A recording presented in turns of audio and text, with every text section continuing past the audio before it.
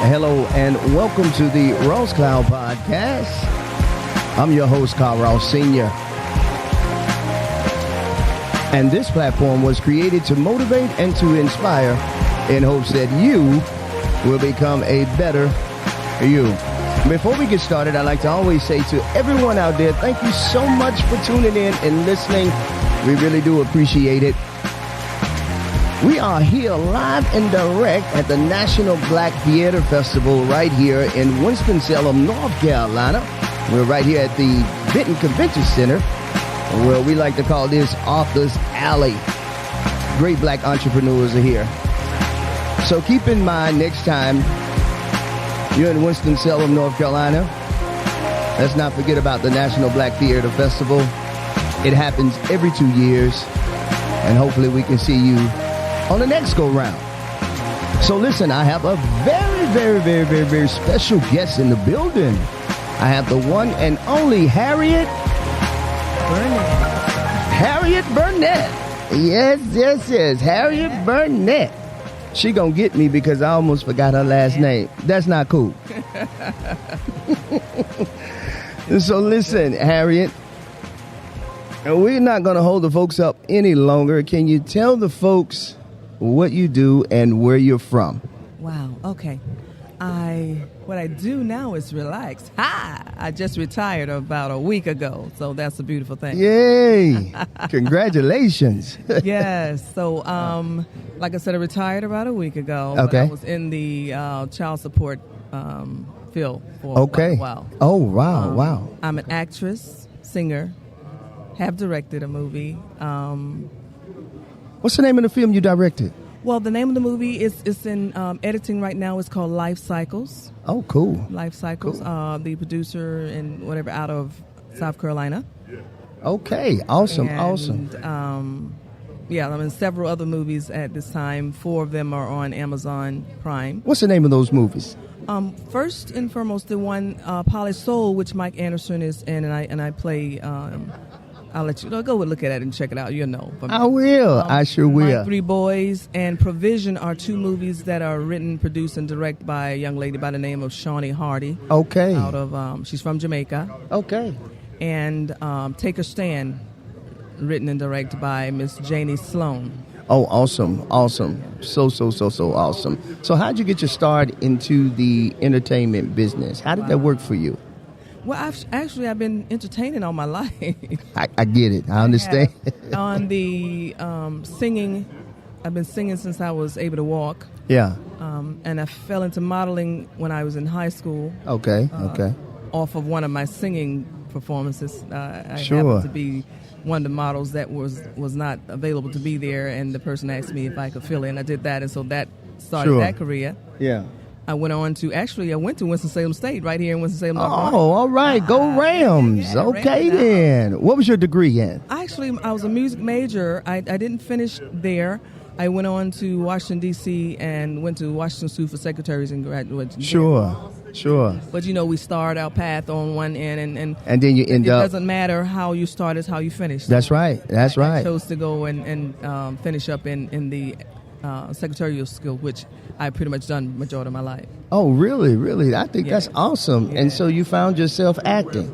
Yes. That is something else right there. Wow.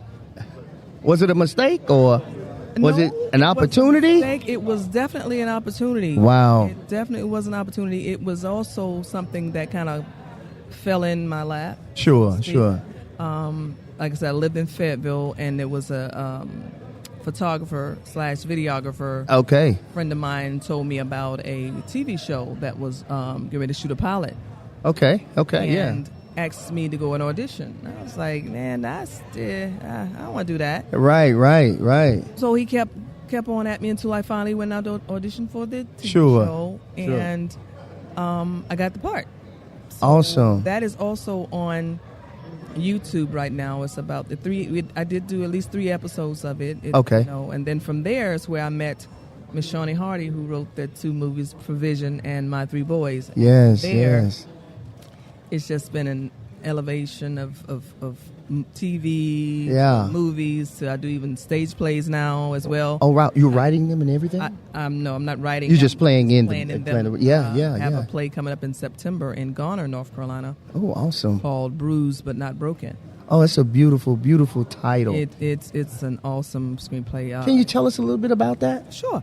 The writer, playwright, his name is Eric Swindell. Okay, gotcha. Out of the Raleigh area. Sure. And he has a couple of books out. But he's this is my second play with him. Okay. I did a Christmas play with him this past December. Sure. So he called me back and he said, "I want you to play Estelle." Oh, wow. Okay. I got you. But the thing is, it's my daughter. Mm-hmm. Not to tell you too much about the play. You have Sure. to come and see it. Yeah, you got to go see it, y'all. I'm not going to tell you everything. Ended Yes. up in a hurtful relationship. Sure. As a child by a young man, and he leaves her, of course, for someone else, and Sure. now she's broken. Blah blah blah. But the bottom line is, like I said, she's bruised, but not completely broken. That's where the title comes from, and it's a lot of good points in there, and a lot that you can actually relate to life today. Sure. In relationship. So I think it's gonna be a really good play. Yeah, absolutely. So, Yeah. do you like acting better, or do you like producing better, or do you just like both? I'm growing more and more into liking the director side of it. Okay. How did you find yourself in love with that part? The directing part? Yeah, the directing part. How did you find yourself in that situation? But I guess it's easy to do because most actors, it just makes sense. It just makes sense. Well, the directing part was also, and I used to tell people that it was a mistake. I stumbled into it. No, it's not. It's Right. not. No. Nothing happens by mistake. It was God sent. Sure. Okay, so that was another gift that he said, okay, you might not know you got it, but I know you got it. Absolutely. So we gonna and I've never been the type of person to say I can't do something. Yeah. It's not my vocabulary. I'm gonna try it. If I fail, then That's I right. fail, but I'm gonna try it. That's right. And I taught my sons. I have two grown men, Awesome. 32 and 27. Sure. And 4 granddaughters. So I had to set the example for them. I was a single mom. Sure. I never taught them that they couldn't do anything. Yes, I understand that. No such thing as can't. So yes, when I was in a TV show called Cycles. Okay. Spinoff from the one that I'm directing. Sure. And the producer, I was kind of helping out doing the assistant directing in that, and she said, "Well, could you take over as director?" Sure. And you? I don't know nothing about directing, but... And you found yourself in that position, though. Right. I think that's absolutely amazing, though, right? Yeah. Wow. Opportunity meets destiny. Isn't that something? It's something else. And it's like you just have to be ready. That's it, all the time. That's what I love about the arts world. You're put in situations where sometimes you're like, well, I wasn't really planning on doing that, but that person might have seen something in you to make you become great. Absolutely. And I just think that's just so amazing. I'm learning more and more, even as an adult man, a grown man. That's that part. That sometimes you just have to be ready. Whether you think you're not, sometimes you have to just get away from the overthinking. That's it. And just do. And so that is just so awesome. Where did you develop that mindset from? Ooh. It stems from my grandmother, who's passed on now. She passed in 2004. Sure. Awesome woman. And my mom. I had 2 strong black women in my life. Yeah, we all have those, too. And they both pretty much were single mothers. Sure. And raised their kids. My grandmother raised several. Wow. Yeah. Anyway. Yeah. So they always instilled in me that there's nothing you can't do. My grandmother was in the era where you had the farms, and so they was know about that. Cotton and tobacco and all that. So a lot of people look at me now and say, "You don't know nothing about all that." But honey, I've touched it. I've handed it. Talk about it. You know what I mean? And I'm not ashamed about it because that's what made me who I am. Yes. I love it. That's where I got my don't give up, go for what you know attitude, you know. And, Yeah. and I try to instill that in my, I'm sure that I did with my boys. Sure. And as now that I have grandchildren. Oh, yeah. And young ladies. Sure. Especially, gosh. Yeah. Wow.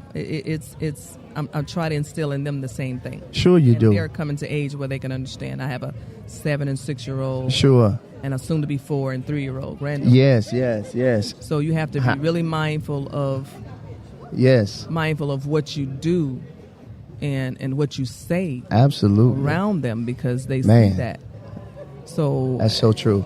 You know, that's and you see what I have on today. My faith is everything to me. Yes. Yeah. Because faith without works is dead, though. Come on. You got to do some Come work. on. You got to do the work. You know, you find so many people, they just want to say, yeah, faith. But they don't know the work that goes behind the faith. And you still got to keep faith even when you had some pitfalls. That's right. Because it's going to be like this. You know, it's going to be up and down. All the time. But while it's up and down, are you going to quit? That part. That part right there. It doesn't matter how you start, it's how you finish. It's hot. Man, isn't that the truth? I'm going to give you some hand claps. You can't hear them. But the folks will be able to hear it, okay? Right. That's all right. Yes. Thank you. Yeah, right. I think this right here is just absolutely just amazing. And as we continue to have this conversation, you know, this platform was created to motivate and to inspire. And if you could say something to that young lady or that woman that may have had some adversities happen in their life. We know adversity happens in all of our lives. You know, sometimes life happens. It does. Yeah. What would you say to them to empower them, to help them get back on their feet, get back on their square and say, I am woman? Ooh, what would you say to that woman to help empower them? First of all, you don't give up because you're going through those diversities. We're going to go through life, like he just said. We're going to go through just life. Yes. You can turn the corner tomorrow and be hit with something that might be devastating. Yes, sir. And it may give you, knock you down a peg for a minute, but as long as you don't stay there. Key word. Keep moving. Yeah. Keep moving, baby, because there's a whole new life out there. There's a whole new world out there that's waiting for you to find your inner person. Sure. Inner peace. I'm right now a spokesmodel for a gentleman by the name of A.C. Brown. Sure. And his brand is Peace is Priceless. Okay? I like that. Peace is priceless. When I even say that out loud, it just does something to me because it's so true. You can't buy it. Yes. You can't sell it. Yes. You either got it or you don't. Yes, right. And you're the only one to control that. Yes. People can come in your life. You can allow them to take your peace. Yes. Notice that word allow. Correct. Okay? Correct. Because they can't take it unless you give it to them. That's right. That's right. So my piece is important to me. So when I wear that T-shirt or the hat or whatever that says Peace is Priceless on it, I mean that. I live that. Absolutely. I live that. So when I retired on Friday, come on now. Hallelujah. Amen. Church. Amen. Man, if I make this out. When I tell you it was a piece another kind of piece that just fell over me that I can't even explain it. People say, well, how you feel? Yes. Well, I feel good. I can't really tell you exactly how. Yeah. It's a whole different type of feeling. Absolutely. All your life and on one particular job over 27 years of your life and raised 2 boys by yourself. Yes, sir. And you don't have to go to another job no more. Kids are grown and out the house and doing their thing. Right. Living and it's a peace that surpasses all understanding, huh? I took it out my mouth. But it's a beautiful thing. And if you have any doubt, ladies, yes, sir. I'm your living proof. Okay. Let me tell you, I could tell you stories. I'm going to write a book. I'm going to let you know that. Yes, sir. Somebody's telling me I need to do it, so I'm writing. Yeah, you need to go ahead and get that done, sister. But don't let any negativity, if you see it coming, go the other way. That's right. Protect your peace. And if it just happened to catch you by surprise, you can tell it where to go. Okay. So. Oh, wow. I absolutely love that. I'm going to give you a hand clap. So listen, in closing, if you would, can you tell the folks how they can contact you, how they can reach you, and all of that good stuff before we close? Of course. Okay. Like I said, I'm Harriet Burnette, and you can find me on Instagram at Harriet Burnette. Just pull it up, and my name should pop up there. Yes. Facebook, Harriet Burnette. Sure. I have a website as well. If you go to my Facebook page in the section where it talks about who I am, you will see my website. It's www.harrietdburnette.com. Okay. And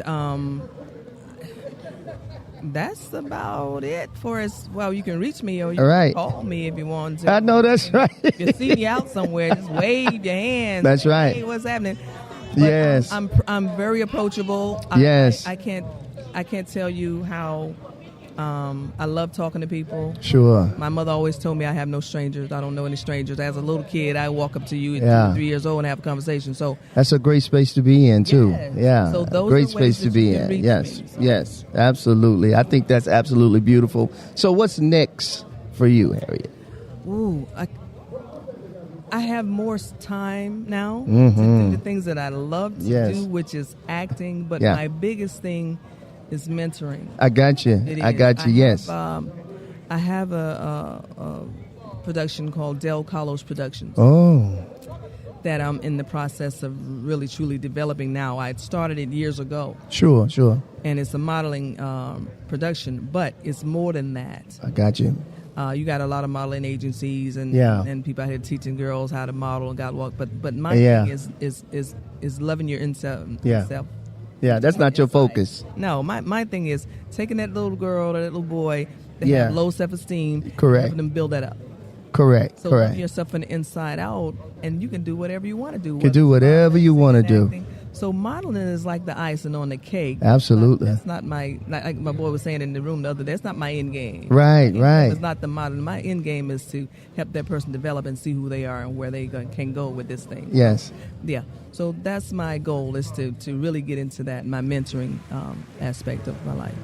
Listen, I thank you so much. This has been one for the books.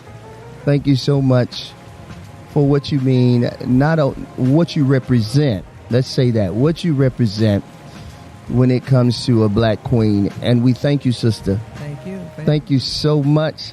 And listen, I hope you guys have heard something on today that can help you become a better you. Listen, I'm Carl Ross Sr., and this is the Ross Cloud Podcast. Cash? I said cash. Well, if you want to send me some cash, it's all right. And we are here live at the National Black Theater Festival. And in the words of Mr. Larry Hamill, it's mom-tastic. Listen, I'm Carl Ross Sr. Make it a great day and keep being great. Peace.